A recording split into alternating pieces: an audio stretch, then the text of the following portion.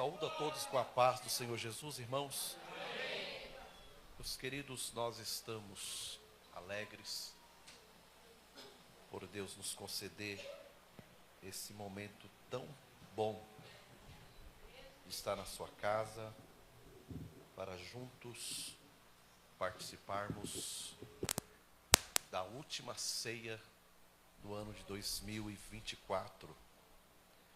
Amados, eu quero trazer uma palavra, vou procurar ser sucinto, porque nós temos ainda algumas informações para passar para a igreja, e o calor também não ajuda, né? O calor dá um desânimo, irmãos, mas nós vamos se esforçar para ouvir a palavra. Quem vai se esforçar para ouvir a palavra, irmãos? Então, da forma que vocês estão, abra vossas Bíblias nos Salmos 133. Salmos de número 133.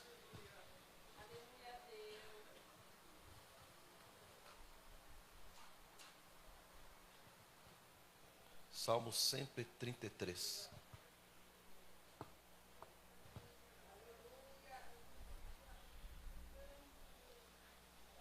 Foi feita uma pesquisa nos Estados Unidos sobre quais são os salmos que os americanos mais leem. E aí, em primeiro lugar, é o Salmos 23, o segundo é o 91, e o terceiro é o 133. Os brasileiros, eu não sei se gostam muito desse salmo. Eu particularmente eu gosto, amém? Diz assim, amados: ó,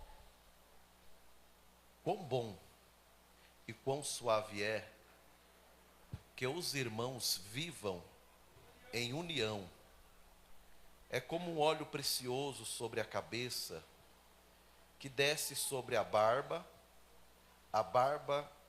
de Arão, e que desce a orla das suas vestes, como o orvalho de Hermon, que desce sobre os montes de Sião, porque ali o Senhor ordena a bênção e a vida para sempre. Vamos repetir só o primeiro, toda a igreja? 1, 2, 3. Ó.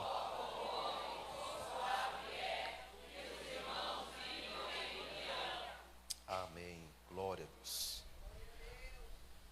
Queridos, nós temos aqui a palavra de Deus. Irmãos, me ouvem e diz amém, irmãos? Amém. Nós temos Salmos, e o livro de Salmos é um livro que muita gente gosta de ler, porque o livro de Salmos, irmãos, ele, na religião judaica, ele é utilizado como um inário, uma harpa cristã, né? Eles utilizam este livro como livro de louvores, de cânticos.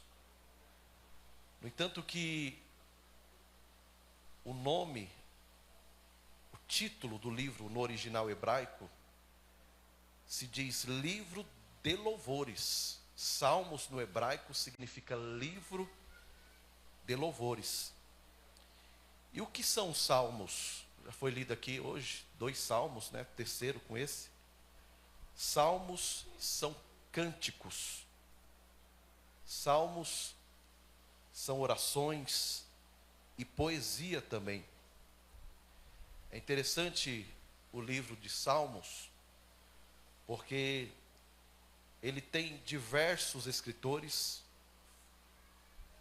Foi escrito por vários escritores: Davi, Moisés, Salomão, os filhos de Asaf, os filhos de Corá.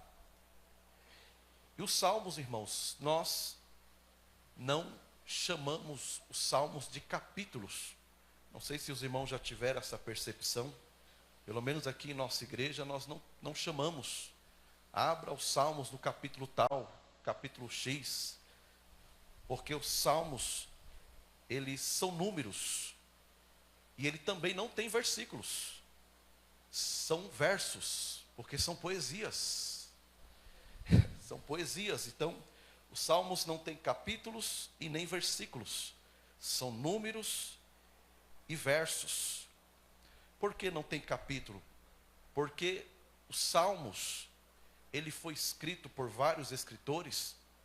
Então, não segue um próximo capítulo como os outros livros.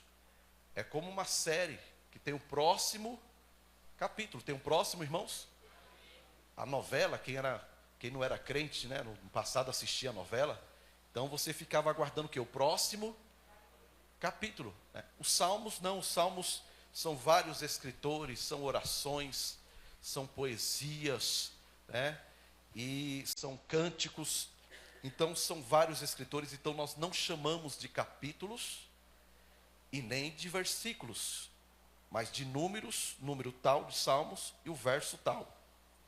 É interessante que o livro de Salmos, ele foi escrito num período de mais de 1000 anos. Esse conteúdo aqui, bíblico, foi escrito em um período de mais de 1000 anos. Isso significa que são 150 cânticos escritos por diferentes autores que estavam em diferentes lugares e em diferentes épocas. Você vai encontrar aqui salmos de Moisés, mas você vai encontrar também salmos de Davi, né? Inclusive esse que nós lemos é um salmos davídico. Eu vou falar sobre isso. Queridos, os eruditos, os teólogos, eles dividem o livro de Salmos, eles dividem esse livro desses 150 cânticos, eles dividem em 5 livros. Isso remete ao Pentateuco. E aí eles fazem uma divisão, eles falam que o livro de Salmos está dividido em 5 livros. O primeiro livro é do Salmos 1 ao 41. O segundo livro de Salmos é o Salmos 42 ao 72. O terceiro livro é do 73 ao 89. O quarto livro é do 90 ao 106. E o último e quinto livro é do 107 ao 150. Eles acreditam que os Salmos é o Pentateuco da antiga aliança. O livro de Salmos, irmãos, é o maior livro da Bíblia. Salmos é o maior livro, irmãos, da Bíblia. É o livro que, como já disse, é o livro que tem mais autores, é o livro de Salmos. O reformador Martinho Lutero, ele dizia que o livro de Salmos é uma pequena Bíblia. O livro de Salmos é uma pequena Bíblia e é o sumário do Antigo Testamento. Então, Lutero, ele teve esse entendimento que os Salmos é como fosse uma pequena Bíblia. Nós lemos aqui o Salmo 133, que é conhecido como Salmos dos degraus. Vai estar na epígrafe aí na sua Bíblia, você pode notar que bem em cima aí está escrito Cântico dos degraus. Não sei se na sua Bíblia tem, na minha tem. Cântico dos degraus. E de Davi, é um salmo davídico e é um salmos dos degraus. O que significa isso, salmos dos degraus? Eu vou explicar isso para vocês nessa introdução. Queridos, esses salmos, ele é chamado salmos dos degraus, porque provavelmente este cântico, esse cântico do Salmo 133, ele foi entoado por peregrinos que iam subindo para Jerusalém para participar de uma das festas judaicas. Eram inúmeras festas e eles iam subindo, cantando esses salmos. Eles louvavam esses salmos, peregrinos judeus, subindo para Jerusalém, cantando isso aqui: ó, quão bom e quão suave é que os irmãos vivam em... Eles cantavam, porque eles estavam ressaltando a expressão união aqui, unidade. Por quê? Porque no passado, o povo de Israel era liderado e julgado por juízes. Se você estudar o livro de Juízes, você vai entender isso. Se estudar a história de Gideão, de Jefté, de Otiniel e outros juízes, do profeta Samuel, você vai entender que havia ali uma liderança de juízes. Mas, mais na frente, houve-se então a implantação da monarquia, aonde foi constituído rei. E Davi, ele foi levantado como rei de Israel. Então agora o povo está se alegrando porque eles tiveram uma percepção que mesmo com a divisão das tribos norte e sul, eles percebiam que havia uma unificação, uma unidade entre o povo de Deus, quando se ajuntava fulano da tribo tal, ciclano da tribo tal, e eles se ajuntavam para peregrinar e ir festejar em Israel. Eles perceberam que agora, com a liderança de um rei, havia unidade em Israel, havia mais unificação entre os irmãos. Por isso que eles utilizam a expressão irmãos aqui, porque mesmo sendo tribos diferentes, eram todos irmãos, porque vieram todos da semente de Abraão. Vocês estão aí, meus irmãos? É interessante que a igreja, ela é chamada também de tribos, lá em Tiago. Se você estudar a carta de Tiago, o primeiro versículo ele já fala, as tribos. E quem são as tribos? Somos nós, hoje. Por isso que existem diversas denominações, amém? Mas maior é Cristo que nos une do que as placas que nos dividem. Agora veja bem, então eles louvavam a Deus caminhando para a festa. Existe também, amados, uma linha teológica que eu acho interessante. Uma vez eu vi um escritor, lendo, eu li sobre um escritor que ele dizia o seguinte, que os salmos de degraus, que são 15, quantos salmos são, irmãos? 15, se você estudar todo o livro dos salmos, você vai descobrir que são 15 cânticos de degraus. Esse escritor, ele diz o seguinte, que para cada cântico de degrau, quem está me ouvindo diz amém. Para cada cântico de degrau, o povo israelita subia um degrau do templo, e eles entoavam um cântico. E aí esse escritor, ele entende-se que por isso colocou cântico dos degraus, porque subia um degrau, entoava um cântico. Subiu o segundo degrau, entoava um cântico. Terceiro degrau, já entrava no templo adorando a Deus. Então, esse escritor, é uma linha teológica, eu não estou dizendo que isso é fato, mas é uma linha teológica. Ele entende-se que os cânticos de degraus é porque eles louvavam nos degraus do templo de Salomão, amém? E ele entende-se que havia justamente 15 degraus neste templo. Isso é uma linha teológica, é um texto, é uma expressão, é um entendimento extra bíblico. Queridos, o Salmo 133 é um salmo davídico, é um salmo que foi escrito, o autor dele é o rei, quem, irmãos? O rei Davi, por isso que é davídico. Agora veja bem, estes salmos, ele fala sobre união, e união remete à unidade. Os salmos inicia com uma expressão dizendo uma expressão de um espanto bom, irmãos? Ele diz, quão bom e quão suave é que os irmãos vivam em união. Veja a expressão bom, a palavra bondade deriva dessa expressão bom. Isso é bom, isso tem bondade, contém bondade nisso.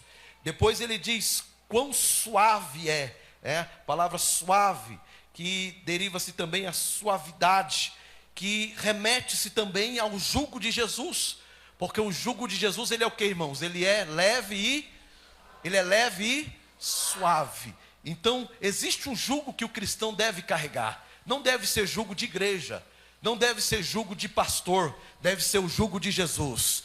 O jugo de Jesus, ele é suave. Dentro desse salmo, remete a palavra suave, que há uma conexão com o jugo de Jesus. Esse é o jugo que todo cristão deve carregar. Não jugo humano, jugo de igreja que oprime as pessoas. Quem entendeu isso diz amém, meus irmãos. Agora, irmãos, ele diz: quão bom e quão suave é que os irmãos vivam em união. Essa palavra irmãos aqui, irmãos, ela representa a igreja de Cristo, porque nós somos irmãos em Cristo Jesus. Quem é irmão aqui, irmãos? Cristo Jesus. Nós somos irmãos em Cristo Jesus. Então, essa expressão irmãos remete à igreja de Cristo. E ele diz que vivam em união. Ele não diz, irmãos, para ter somente um pequeno período de união, mas ele diz que vive, ó quão bom e quão suave é que os irmãos vivam em união. Escute-me, essa palavra vivam vem do verbo viver, que é o mesmo que existam. Ou seja, ele está dizendo que vocês existam em união. Veja mais expressões sobre a palavra vivam. A palavra no dicionário diz: habitem, morrem, residam e subsistam em união. A palavra vivam em união quer dizer isso, para vocês habitar em união. Se for necessário, morra em união, residam em união, subsistam em união, existam em união. Glória. Agora, o que é união? Se a palavra vivam significam existam, habitam, a palavra união significa o ato ou efeito de unir. União significa você somar. União significa o que, igreja? Somar. União significa ajuntar, criar força, estar junto, amém? Estar perto, segurar na mão um do outro, não soltar a mão do outro, caminhar junto, glorificar juntos, orar juntos, adorar juntos, cultuar juntos, participar da ceia juntos. Isso fala de união, união. Então veja que a palavra união, ela fala sobre o efeito de unir, de somar, amém? De ajuntar, não dividir, de ajuntar. Queridos, a unidade da igreja, ela é uma das forças da igreja. A unidade, a união, ela é uma das forças da igreja. A igreja, ela é sustentada pelo menos por três forças. Pelo menos por três forças. Primeira força que é o sustentáculo da igreja, que sustenta a igreja, se chama, primeiro, exposição das escrituras.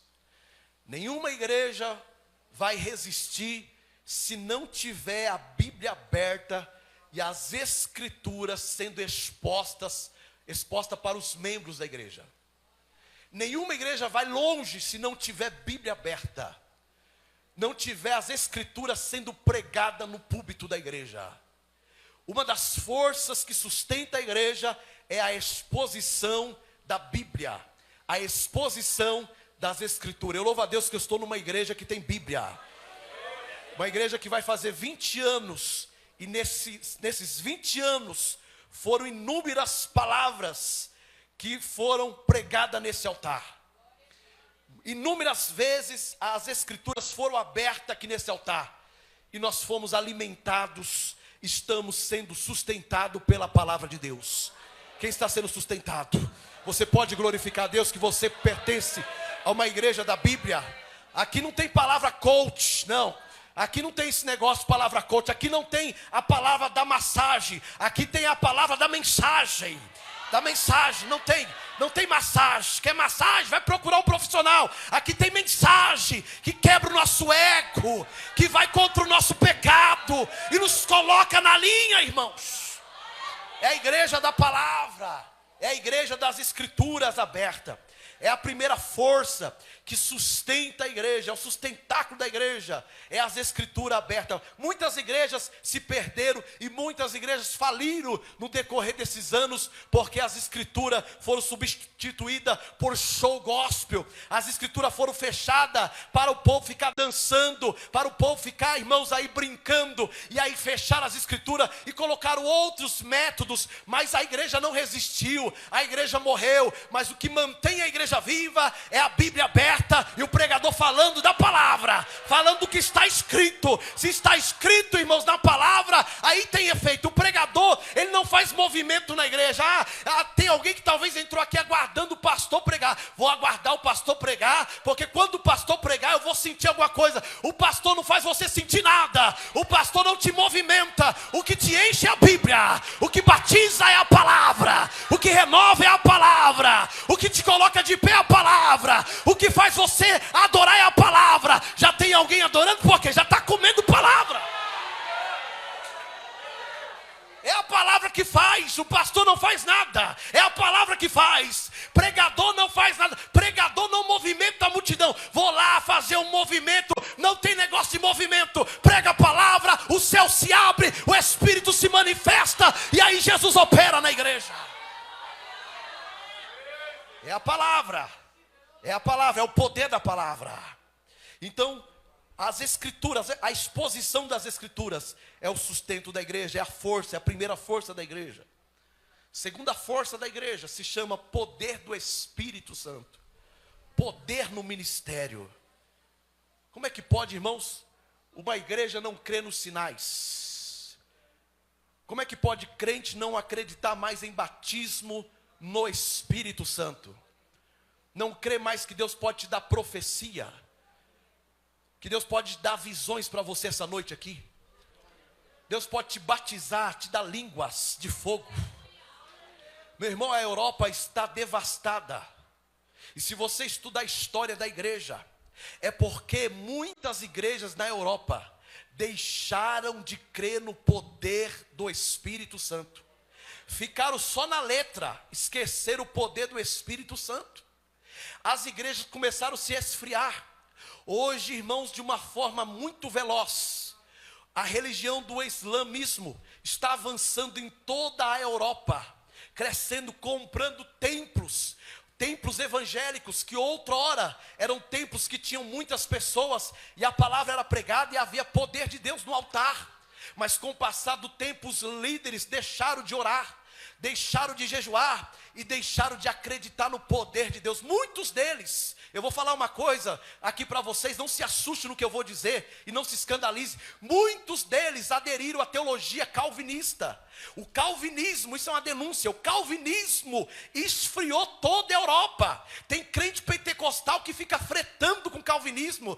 Mas é legal, pastor, a teologia. Coloque lá na tua igreja, coloque lá no teu departamento, não vai ficar ninguém lá. Vai todo mundo embora, porque o povo quer sinais. O povo quer ver cura divina na igreja. O povo quer ver poder de Deus na igreja. Quem é que suporta uma igreja fria, meu amado? Quem é que suporta um púlpito gelado? Quem é que suporta uma igreja de uma teologia fria? Nós queremos poder de Deus, porque é o poder do Espírito que move a igreja. É o poder do Espírito que te dá coragem para você acordar cedo e vir para a consagração orar. É o poder do Espírito que te dá coragem de você levantar e ir para a rua a evangelizar. Quem não tem poder do Espírito, meu irmão, não trabalha na obra de Jesus. Fica com essa teologia aí. É predestinado. Ele está predestinado. É salvo uma vez, salvo para sempre. Deus vai chamar ele para a graça. Para com essa conversa fiada. Essa teologia esfriou a Europa e quer esfriar o Brasil. Mas aqui nessa igreja ela não entra, porque aqui tem poder do Espírito. Tem poder. Tem poder do Espírito, tem poder do Espírito. É esse poder que te move. É esse poder que te move. Pega na mão de alguém e fala: é esse poder que te move. Fala para ele: é esse poder.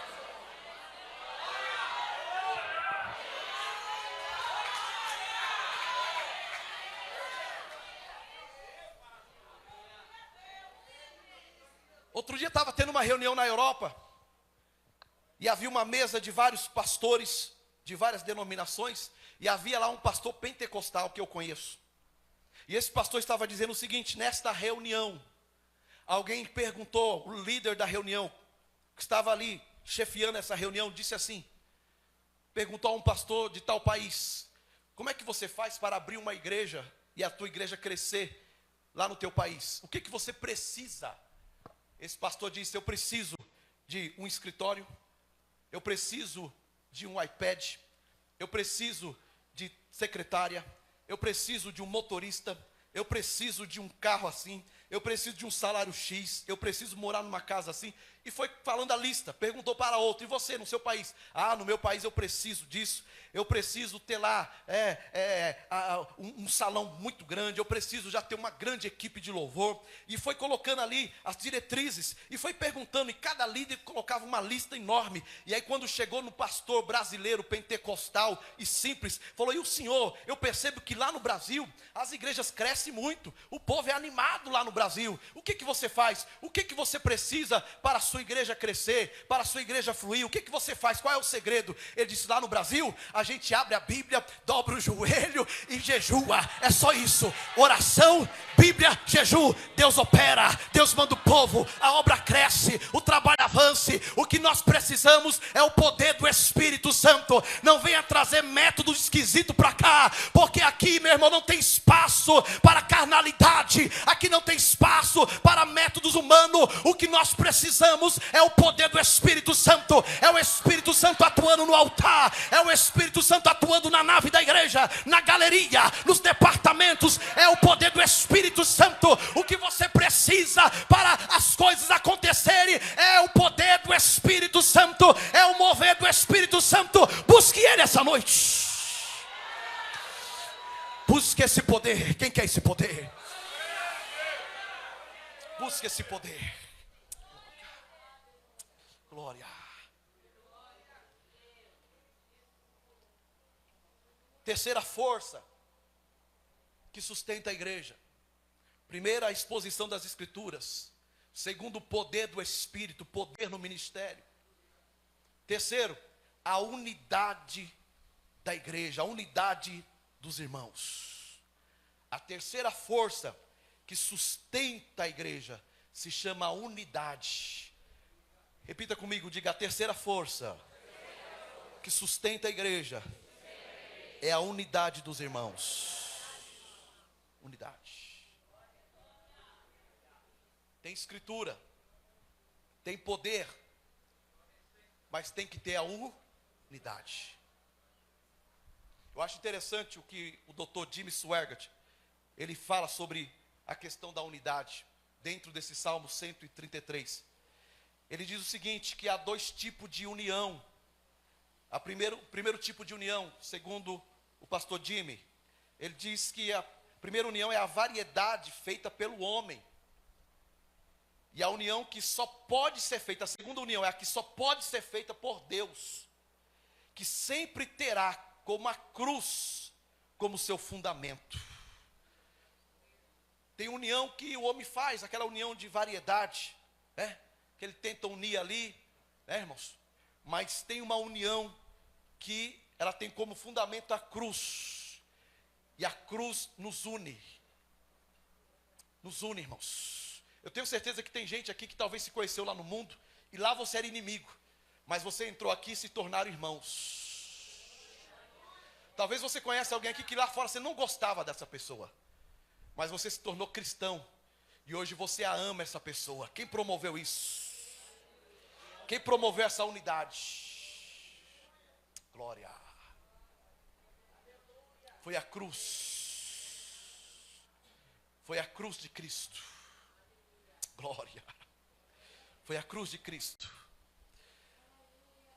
Os teólogos sempre remetem o Salmo 133 a uma mesa de comunhão, uma mesa de união fraternal.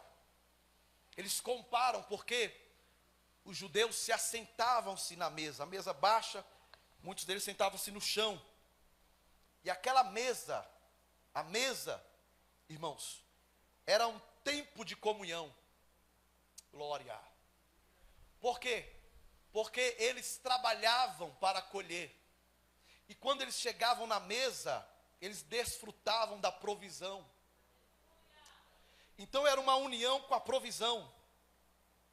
Glória. Porque quando tem a união, você desfruta da provisão.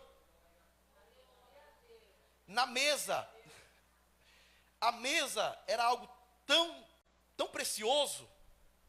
Por isso que hoje se fala muito que a mesa cura, e é verdade, isso é bíblico, viu, gente? Tem muitos hinos que não está na Bíblia não, que o povo fica cantando por aí. Eu fico vendo o povo cantar uns hinos aí que não está na Bíblia, não tem base bíblica, é só historinha da carrochinha. Mas a mesa cura, é verdade, é verdade. O Salmo 128 fala sobre isso, sobre ao redor da mesa, porque pelo poder da mesa. Então, na mesa, a família desfrutava da provisão que tinha na mesa, e ao mesmo tempo havia a unidade da família, a união com a provisão com a união com a provisão. Porque nessa noite estamos sendo alimentados? Porque há uma mesa de unidade aqui. E aí quando Deus ele vê que há essa unidade, ele manda provisão espiritual. Ninguém vai sair de barriga vazia.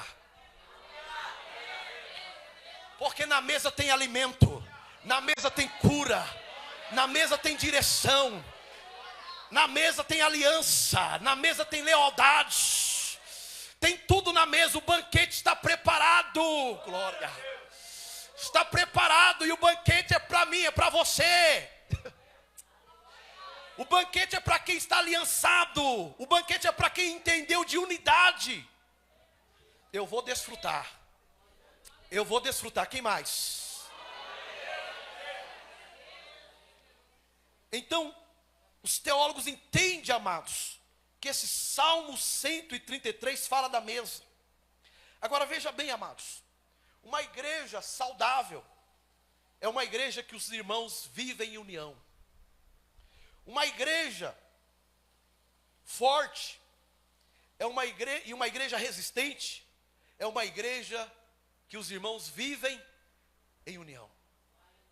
Uma igreja avivada de verdade, porque tem muita gente explicando de avivamento de uma forma deturpada, mas uma igreja avivada é uma igreja que vive em união, uma igreja unida. Uma igreja não oscilante, que não oscila, é uma igreja que vive em união. Uma igreja que veio para marcar história, é uma igreja que vive em uma igreja cheia do Espírito Santo, é uma igreja que vive em, porque o próprio Espírito Santo, ele promove unidade, irmãos. Por isso que o apóstolo Paulo, ele fala sobre o vínculo do Espírito, o vínculo da paz. Por quê? Porque o Espírito Santo é uma das pessoas da Trindade. Então ele não solta nem o Pai, nem o Filho. Ele é o vínculo da paz, unidade. Perceba que a palavra unidade, ela já vem lá do céu. Ela está correlacionada à Trindade. Mas na frente, Deus vai se apresentar como Deus de Abraão, o Deus de Isaac e o Deus de Jacó. Fala-se de unidade. Veja que o Senhor está sempre trabalhando na unidade. Então uma igreja que ela é cheia do Espírito, é porque há nela unidade. Porque o Espírito Santo não se manifesta aonde há divisão, aonde há confusão, aonde há brechas para divisão. O que atua é o espírito da confusão. Mas aonde há unidade, o que se manifesta é o Espírito de Deus, é o Espírito da união. O espírito da confusão é um, o espírito da união é outro. Irmãos, tem gente que ama estar no meio de confusão, tem gente que ama estar no meio de briga. Qual é o espírito que atua na tua vida, meu irmão? Qual é o espírito que atua na tua vida, minha irmã? Toda briga está o teu nome no meio, está o seu nome. Que espírito atua em você? Porque o Espírito Santo, ele não coloca a gente em confusão. Irmãos, o único inimigo que o Espírito Santo te empurra para você brigar é contra o diabo. Se você está numa briga aí contra o diabo, você pode ter certeza que o Espírito Santo está te direcionando. O Espírito Santo está com você. Agora, se você está brigando com o irmão, com a irmã, está brigando com o obreiro, é uma briga daqui, é uma briga de lá, o Espírito Santo está distante. Como é que ele vai atuar numa casa de confusão? Numa casa de divisão? Quem atua nessa casa é o espírito divisor. Mas o Espírito Santo está aqui para unir. O Espírito Santo está aqui para promover unidade na igreja. Queridos, eu venho da parte de Deus, nessa última ceia, dizer para esta igreja que é tempo de unidade. Unidade. Unidade. Todo espírito de contenda, todo espírito de divisão, todo espírito de rebelião, todo espírito, irmãos, de separação, nessa noite eu declaro como profeta que sou, ele vai bater em retirada, porque o que vai prevalecer é o Espírito de Deus, é o espírito de unidade. Glória. Uma igreja cheia do Espírito é uma igreja que está unida. Você lembra de Atos capítulo 2? O povo estava reunidos, viu? Porque se você não reúne, você nunca une. Desigrejado não sabe o que é união, porque você só une quando você reúne. Você só une quando você congrega. É muito fácil alguém se isolar e dizer, não, eu sou crente aqui na minha casa. Está com medo, irmão, de encarar o irmão. Está com medo de perdoar o irmão, porque cada um de nós temos um gênio diferente, um temperamento diferente. É fácil lidar? Não é fácil, mas o Espírito de Deus, ele vai promovendo isso em nós. A gente vai aprendendo a lidar com um com o outro. Quem faz isso na nossa vida é o poder do Espírito Santo. Glória. E essa noite ele vai derramar essa unção de unidade aqui. Você crê? Se você não, eu não topo com a irmã aqui embaixo, como é que você vai topar lá em cima, meu irmão? Viu? Agora estão inventando aí que vão levar tristeza para o céu. Meu irmão, foi até cantado aqui, morte e choro, nunca mais. Amém, irmãos? Agora, eu não lido com o irmão aqui. Se você não lidar com ele aqui, como é que você vai lidar lá em cima? Você está querendo levar contenda para o céu? O último que tentou fazer contenda lá em cima foi jogado para baixo. Lá não entra contenda, lá não entra divisão, lá não entra fofoca, lá não entra pecado, lá não entra adultério, lá não entra fornicação, lá não entra mentira, lá não entra corrupção, lá só entra crente lavado, remido no sangue do Cordeiro, crente que aprende o que é unir, irmãos. Se você não aprender isso, como é que você vai entrar no céu? Amém, irmãos? Então nós precisamos ser tocados pela palavra. Uma igreja bíblica é uma igreja que vive em união. Negócio de fazer grupo daqui, grupo de lá, uma separação. Irmãos, tem igreja que quando é culto de irmãos, os jovens não vai. Quando é culto dos jovens, as irmãs não vai. É uma briga, é uma contendaiada. Quando chega essas épocas de congresso, é que eu não gostei da roupa, é que eu não gostei do... É um espírito de confusão. Às vezes, irmão, eu já preguei em muitos congressos nesse Brasil. Às vezes eu entrava em algumas igrejas, eu ficava pensando, Senhor, será que o Senhor está atuando nesses congressos? Porque era congresso de mulheres, congresso de jovens, e um monte de irmã com a cara feia, um monte de irmã brigada. O dia da festa das irmãs, as irmãs, ao invés de estar alegre, a irmã com a cara feia, porque não gostou da roupa. Eu não gosto dessa cor. Minha irmã, seja humilde. Amém? Algo foi implantado na igreja, respeite, obedece. Ah, pastor, eu não concordo muito, mas eu vou obedecer. Amém? Mas respeite, porque quando você entra numa empresa, se o seu patrão falar assim, ó, o uniforme aqui é laranja com calça amarela, tu usa com orgulho, é a roupa da minha empresa, a calçona amarela e a blusona laranjona, pega trem, metrô, fazendo banca, minha empresa, aí lá, irmão, às vezes é ridículo a cor, a roupa, e tá lá, mas quando é uma coisinha na igreja, ô minha irmã, é festa, usa só esse boto aqui, esse boto eu não uso, negócio de velho, negócio de véia, você gosta de contenda, você gosta de divisão, mas Deus vai te pegar, Deus vai te consertar, e vai fazer você ser crente de verdade. Aí obedece homem, mas não obedece Deus. Irmãos, tem gente que tem essa facilidade. Por quê? Porque obedece homem. Porque quem é carnal, obedece gente carnal. Mas quem é espiritual... Esse negócio é estranho que o pastor passou para a gente fazer. Glória. Você precisa entender e conhecer a voz de Deus. Um dia lá no Ceará, eu morei no Ceará um tempo, lugar quente. Tem cearense aqui, gente? Você está achando que aqui está quente? Vai para o Ceará. Fique lá um dia, você vai ver se aguenta. Mas lá no Ceará um dia, no interior, tinha uma igreja lá no sertão. Escute isso. No sertão do Ceará. E lá não chovia, irmãos. Eu já preguei em cidade que ficou 4 anos sem chover. Eu lembro que eu preguei numa cidade 4 anos sem chover. Eu profetizei chuva ali com os irmãos. Eu fui de carro. Quando eu liguei meu carro para voltar para São Paulo, começou a cair uma chuva. Alagou a cidade. Escute isso. Essa cidade não chovia. O pessoal plantava, não nascia nada.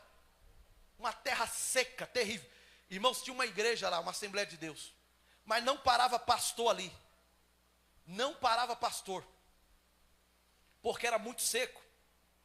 E um dia, o pastor presidente mandou um pastor de fé. Porque coisa linda é uma igreja que tem um pastor de fé. Pastor desanimado não chega em lugar nenhum, irmãos. Viu? Ele só ensaboa a igreja, fica ensaboando ali. Daqui a pouco vai ter que trocar, né? Aí passavam uns pastores lá que estavam ensaboando o povo lá e não dava em nada, né? Mas um dia o pastor presidente mandou um homem de fé lá. E o pastor foi dirigir aquela igreja. Quando o pastor chegou ali, pastor de oração, de jejum, de Bíblia, de palavra, ele falou para a igreja: igreja, quarta-feira, culto de doutrina. Toda igreja aqui reunida. E eu vou dizer uma coisa para vocês: tragam guarda-chuva, porque vai chover. Jesus me disse que vai chover. Ah, meus irmãos, chegou o culto de quarta-feira. A igreja ficou hiperlotada. Mas era tanta gente. Tinha gente demais na igreja. Nunca aconteceu aquilo no culto de doutrina, que o povo não gosta de culto de doutrina. E aí a igreja lotou. E foi muita gente para ver. Às vezes é como hoje. Talvez venha alguém aqui para ver. Se você entrou para ver, você vai ver. Porque Jesus está nesse lugar. Aí o pastor começou a pregar. Pregou a palavra e nada de chover. E ali já à noite, já tarde, mais de 8h30 da noite, o pastor pregando. Quando deu 9h, 9h05 da noite, irmãos, o pastor foi dar a bênção apostólica, a igreja em pé, todo mundo desconfiado, e quando o pastor começou a entregar a bênção apostólica, deu um trovão, um raio, começou a chover forte. E na hora da saída, ninguém levou guarda-chuva. Mas lá na igreja tinha uma menininha de 7 anos. Ela começou, eu no meio do povo: dá licença porque eu estou com a minha sombrinha, com o meu guarda-chuva, e eu vou para casa. Só uma acreditou, só uma criança acreditou. Se tiver um que acredita aqui, Jesus vai fazer coisas grandes.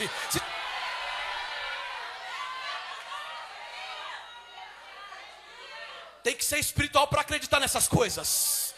Tem que ser espiritual. É por isso que tem muita gente quebrando a cara. É por isso que tem muito crente, irmãos, aí com a vida travada, com a vida oprimida. Porque tudo que Deus delega, tudo que Deus fala, não acredita, não bota fé, não consegue andar de fé, irmãos. Não consegue andar na direção do Espírito. Sabe por quê? Porque você vive numa divisão. É uma divisão dentro de você, é uma batalha interna. É uma divisão com a carne, é uma briga, é uma divisão na vida espiritual. Você vive oscilando, é uma guerra, não há unidade, não há um governo do céu. Nessa noite eu quero repreender esse espírito maligno que está te atribulando por muitos meses. Eu quero repreender pela palavra de Deus, a palavra que fala de unidade. Nessa noite a unidade do Espírito vai tocar no teu espírito, a unidade do Espírito vai tocar na tua carne. Você vai sair daqui diferente, e esse espírito de divisão vai sair hoje, vai sair hoje, vai sair hoje, vai sair hoje.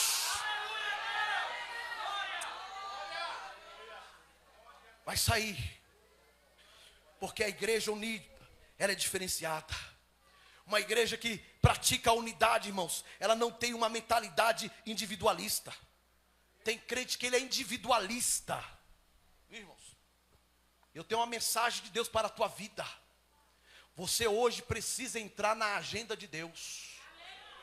Qual é a agenda de Deus, pastor? A agenda de Deus é coletividade. A agenda do homem é individualismo. A agenda de Deus é coletividade. Abandone a tua agenda individualista hoje. É o meu projeto, vai ser assim, Deus deu para mim. Deus nunca vai te dar nada que não edifique a igreja. Até os dons espirituais. Os dons espirituais são manifestos para a edificação do corpo de Cristo. Por isso que são manifestos os dons espirituais. Esse negócio que você tem dom aí, o dom é meu. Eu vou orar, vou cobrar o Pix, é lógico. É meu, quem quiser vem em casa, faz a fila e eu vou orar. Não, está errado, minha querida. Está errado, o dom é para a igreja. Deus te deu profecia, use aqui na minha frente que eu quero ver. Eu quero ver se você é vaso aqui. Tem gente que é vaso nas escondidas, é vaso nos telefones, no WhatsApp da vida, nas casas. Na casa eu entrego, eu profetizo. Lá na igreja não, o pastor está lá. Eu quero ver tu ser vaso aqui. Porque aqui tem a régua da palavra. Aqui tem o termômetro da palavra. A palavra que vai te julgar. Não fica com medo do pastor não. Mas tema a palavra. Porque se tiver alguma coisa errada, vai ser corrigido. Se tiver carne, vai ser queimado pelo fogo do Espírito. Um dia eu estava aqui no culto, meu irmão, entrou um rapazinho aqui, todo molenga, todo afeminado, começou a rebolar os esqueletos aqui. Eu disse aqui do microfone, não vem com carnalidade pra cá não, porque essa igreja é como churrasqueira. Você vem com carne, vai ser torrado pelo poder do Espírito.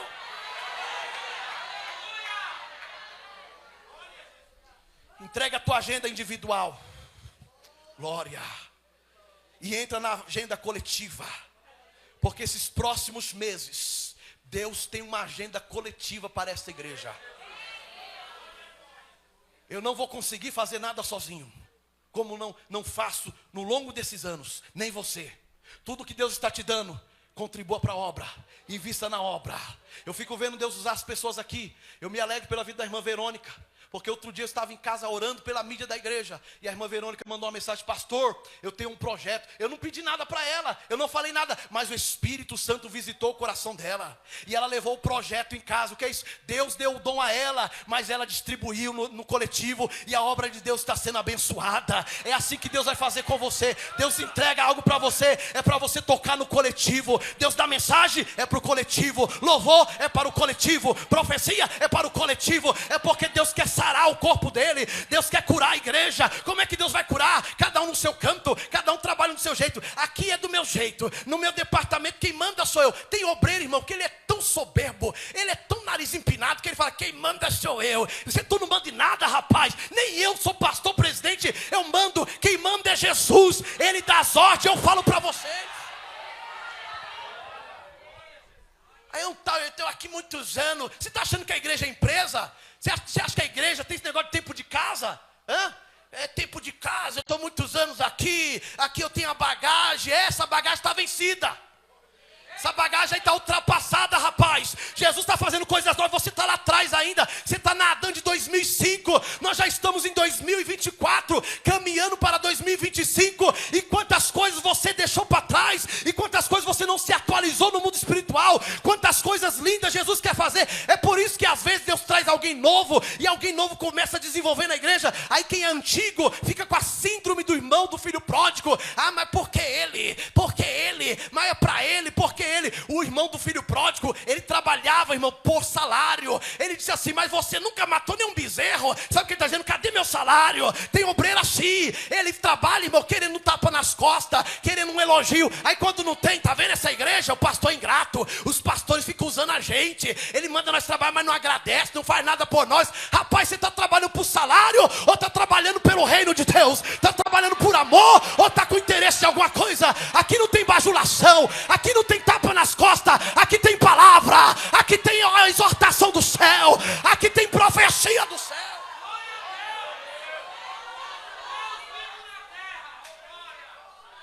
Um espírito mimizento está afetando, irmãos, essa geração. É uma geração mimizenta. Vocês viram aí na internet uma mãe dizendo para a mulher: sai daí dessa cadeira aí do avião. Vocês viram isso aí, né? Sai daí porque meu filho quer sentar aí, quer sentar, que compre a passagem. Agora, meu irmão, é umas crianças mimadas. Aí criança mimada cresce, vira um adulto mimado. É por isso que tem muito adulto mimado, adulto infantilizado. É falta de Bíblia, é falta de maturidade. Mas neste lugar você vai crescer, rapaz. Nesse lugar Jesus vai fazer você crescer, porque aqui tem palavra.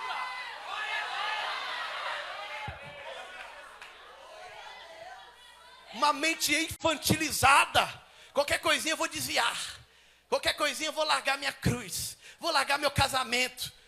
Tem uns mané aí, irmão, que casa, ele vem no altar, aí promete. Você promete, cabra, ser fiel à esposa? Prometo, pastor, prometo. Promete, amada, ser fiel, cuidar do marido, lavar a roupa dele? Promete, pastor, prometo. Aí passa um mês, meu irmão, começa as brigas. Eu vou para casa de manhinha. Que casa de manhinha? Manhinha, não deixa entrar lá não, tranca a porta. Casou, se vira, vai viver.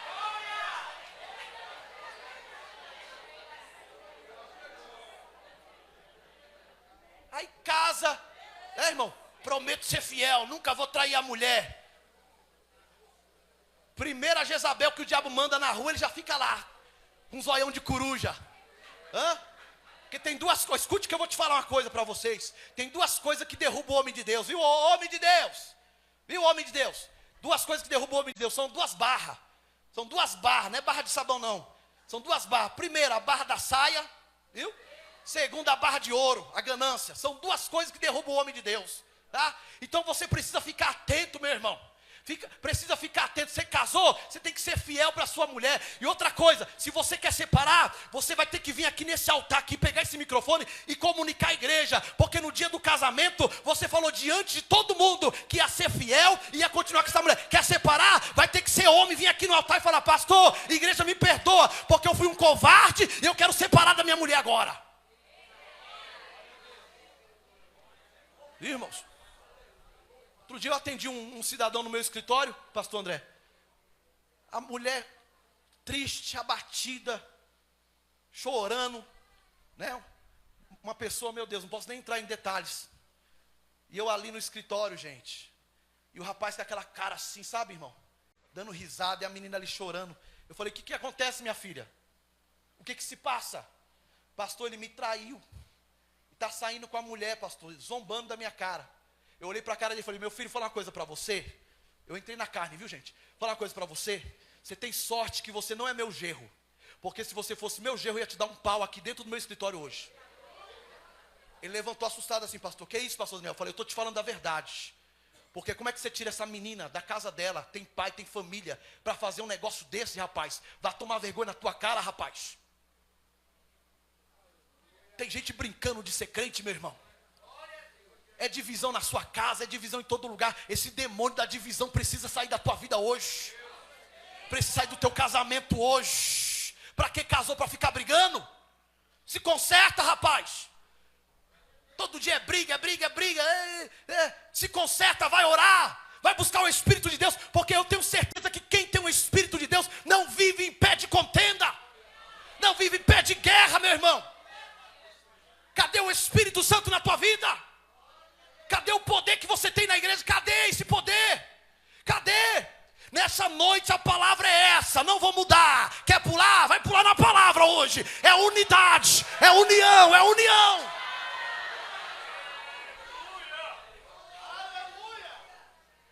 Nunca mais esse menino pisou aqui. Quando me vê assim no carro, sai correndo de longe assim, ó, nem olha na minha cara mais. Viu, irmão? Porque tem gente, meu irmão, que precisa ouvir essas coisas para virar homem, viu? Umas irmãs meninas precisam ouvir essas coisas para amadurecer. Amém, irmãos? Amadurecer. Agora veja bem, o que a união produz dentro do texto da palavra. Primeiro, eu vou falar de 4 coisas aqui para a gente finalizar. 4 elementos que tem dentro desse texto. Aqui fala de óleo, aqui fala de orvalho, aqui, irmãos, fala da bênção e fala de vida. 4 elementos que a união, ela produz no meio da igreja, no meio do povo. Primeiro, o óleo, irmãos. O óleo precioso era um perfume raríssimo, porque diz que era como o óleo que descia sobre a cabeça e desce sobre a barba do sacerdote Arão. Veja que há uma conexão de unidade. A cabeça, a barba, a orla, está falando de unidade isso aqui. Veja bem, e esse óleo era um óleo que era ali, irmãos, separado para consagração de sacerdote. Era usado para ungir sacerdote e até reis. Era uma mirra de oliva muito cara, raríssima, que era utilizado. Era um óleo precioso, não era qualquer tipo de óleo. Veja que coisa tremenda. A união, ela produz um óleo precioso. Um óleo diferenciado. Porque quando você vem nos cultos aqui dessa igreja, você fala: essa igreja tem um negócio diferente. tem um óleo raríssimo. Glória. Porque a união, ela produz um óleo. Só recebe o óleo quem caminha na unidade. Só recebe o óleo quem caminha na unidade. Segundo ponto, a união, ela produz o orvalho. O que é o orvalho, irmãos? Do Monte Hermon. Escute isso. O orvalho de Hermon, que era um monte que atingia uma altitude de 2.814 metros.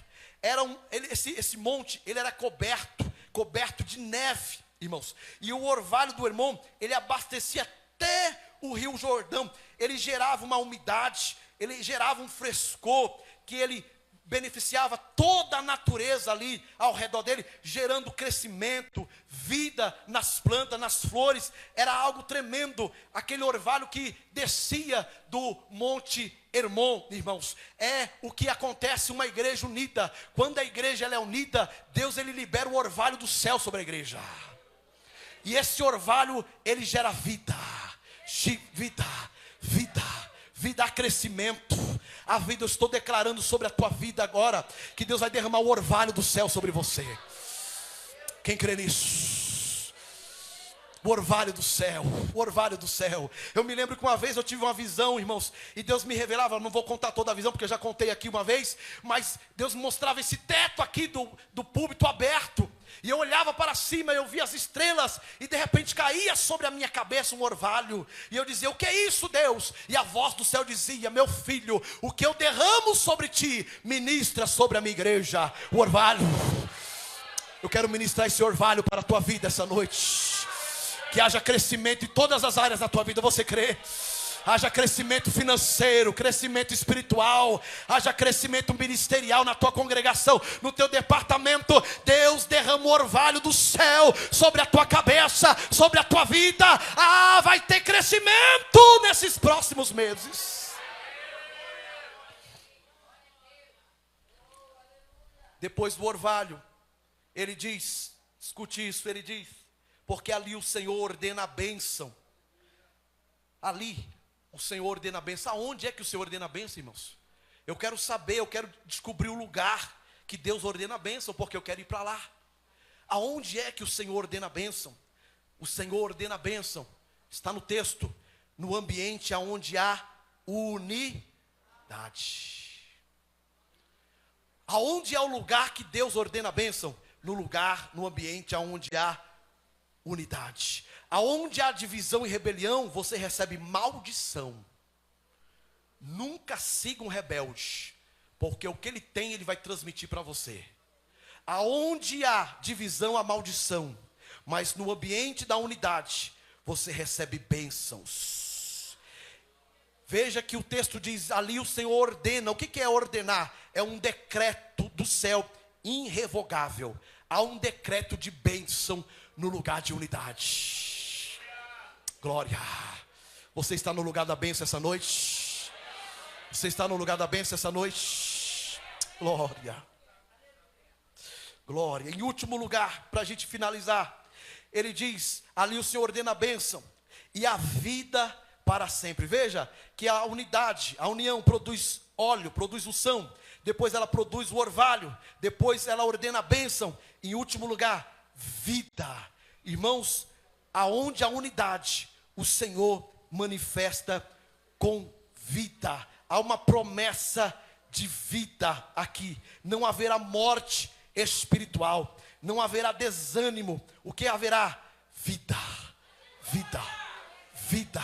Para você que entrou desanimado, Deus vai gerar vida. Porque você está no lugar de unidade. Vida. Vida. Vida na adoração. Vida na oração. Vida. Vida. Vida. Deus está nessa noite decretando vida em você. Vida, vida. O espírito da morte te ronda, mas o Senhor está repreendendo, porque há um decreto irrevogável nessa noite, e o decreto é esse: haverá vida para aquele que permanece em unidade. E eu quero fechar essa palavra, essa reflexão, lendo com vocês. Abra sua Bíblia para a gente orar. a oração da unidade. João capítulo 17.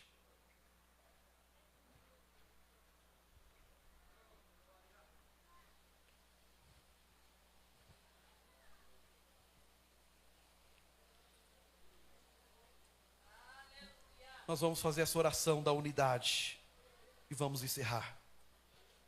João capítulo 17. Glória a Deus. Jesus falou essas coisas, levantando os olhos ao céu e disse: Pai, é chegada a hora. Glorifica o teu filho, para que também o teu filho te glorifique a ti. Assim como lhe deste poder sobre toda a carne, para que te dê a vida eterna em todos os quanto deste. E a vida eterna é esta, que conheça a ti, só por um único Deus verdadeiro, e a Jesus Cristo a quem enviaste. Eu glorificarei-te na terra, tendo consumado a obra que me deste a fazer. E agora glorifica-me tu, ó Pai, junto de ti, mesmo que aquela glória que tinha consigo antes que o mundo existisse.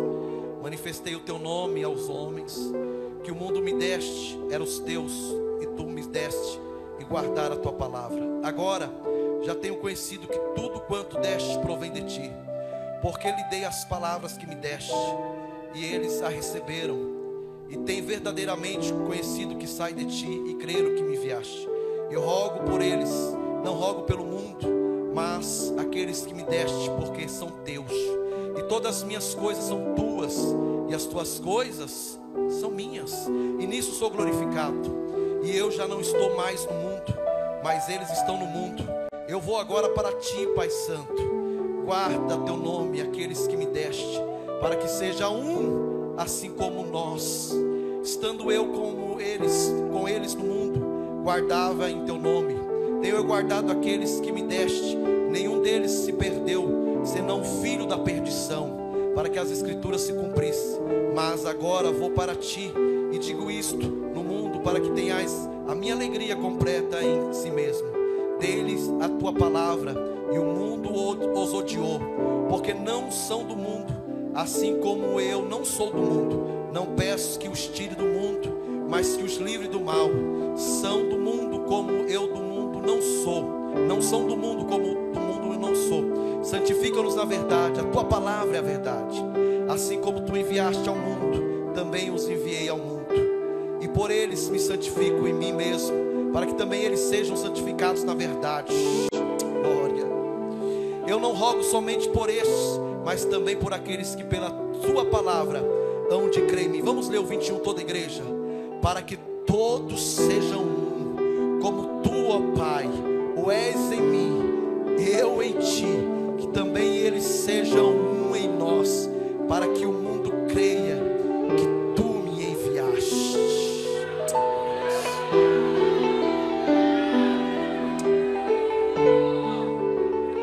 Nós vamos fazer uma oração. Nós oramos aqui a oração de Jesus da unidade, mas vamos fazer mais uma oração. Tem uma frase que tem sido dita muito nesses tempos, e a frase é: ninguém solta a mão de ninguém. Queridos, eu sei que às vezes é difícil lidar com o ser humano. Eu sou prova viva disso. Difícil. Alguém às vezes chega em mim: pastor, como é que o senhor tem tanta paciência? Eu falei: eu acho que é porque eu já passei muita tribulação, e a tribulação produz paciência. Mas deixa eu chamar a atenção de vocês, para a gente orar. Queridos, o porco espinho no inverno, ele se une. Os porcos espinhos se unem no inverno, porque senão eles morrem de frio. E aí um porco fica perto do outro, espetando, machuca, sangra. Mas eles têm duas alternativas: ou eles morrem, ou eles ficam juntos sofrendo para sobreviver. E a decisão dos porcos espinhos é ficar junto. Quando passa o inverno, um sai de perto do outro ali, às vezes machucado, ferido, mas eles sobrevivem o inverno. Não se aparte. Tem coisas que às vezes fere e machuca, mas é melhor ficar perto para sobreviver. É melhor permanecer aonde Deus te plantou para você sobreviver, porque essa é a porta de oportunidade que Deus te dá. Então eu quero orar com vocês, assentados, devido ao calor que está. Mas se você puder fazer essa frase, cumprir essa frase: ninguém solta a mão, ninguém. Se você puder pegar, se você sentir desconfortável, porque às vezes é um homem do lado de irmã, não precisa pegar, tá bom? Se você não, pastor, eu fico meio sem graça, não tem problema. Mas se você quiser, pegue na mão.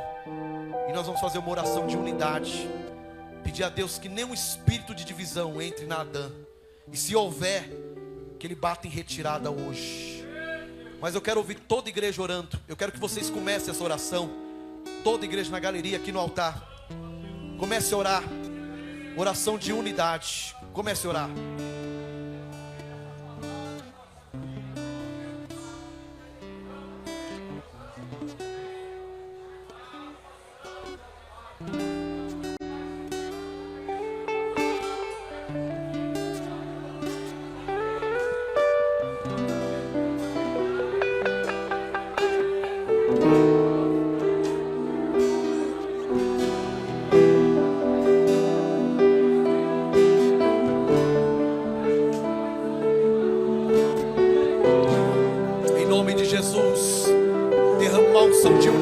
Pai, todo espírito de contenda saia das casas, espírito de divisão saia dos corações da mente. Meu Deus, como tem pessoas que aderem a essa cultura de divisão, meu Pai. Em nome de Jesus, vai repreendendo todo espírito de rebelião, espírito de confusão, saia dos departamentos, saia dos ministérios, saia das congregações, saia do meio dos obreiros. Todo espírito de divisão saia. Que haja unidade, que haja unidade, que haja unidade. Ninguém solta a mão de ninguém. Que haja unidade, meu Pai, na Adã. Meu Deus, que o ano de 2025 venha ser um ano de muita prosperidade, de muito crescimento, devido à unidade, meu Pai. Em nome de Jesus, em nome de Jesus. Derrama, Senhor, o orvalho do céu. Derrama o óleo do céu. Derrama, meu Pai, a bênção do céu. Derrama a vida do céu. Derrama. Emanachori minahai. Terebakala chukeno que me derrevaraio. Pra mim te terressia. Cada comidi pra maduquinaha. Premi de come na céu e que amando que me derrevaraia. Temite tono que mando revori minaio. Aonde houver unidade, Senhor, derrama óleo agora. Onde houver alguém que está decidindo largar a agenda individual para abraçar o coletivo, Senhor, toca no que emite, tem pra me dar, prominicando de própria sarrauemi, histórica noveremanda cantoria, narrauibra, tinividariatoria. Em nome de Jesus, faça algo, Senhor, nessa noite. Quebra este cominícia, titarramacomi. Ah, meu Pai, tem lugares que eu não vejo, mas o Senhor vê. Neribi rebobinente da raia. Entre canove de calamancho que na raia. Alabraqueno brobeacia. Nerebiti camando com. Terminou remoria. Aí até camanda comida e tá pra patoneva raio. Em nome de Jesus, Senhor, o Senhor está fazendo algo aqui. O Senhor está fazendo algo aqui. O Senhor está fazendo algo na galeria. O Senhor está fazendo algo nesse altar. Ah, está chegando um tempo novo. Está chegando um tempo de novo, um tempo de unidade. Deixa o seu ego de lado. Deixa a sua vaidade de lado. Deixa, rei. Arabacome de bar. Xeremila.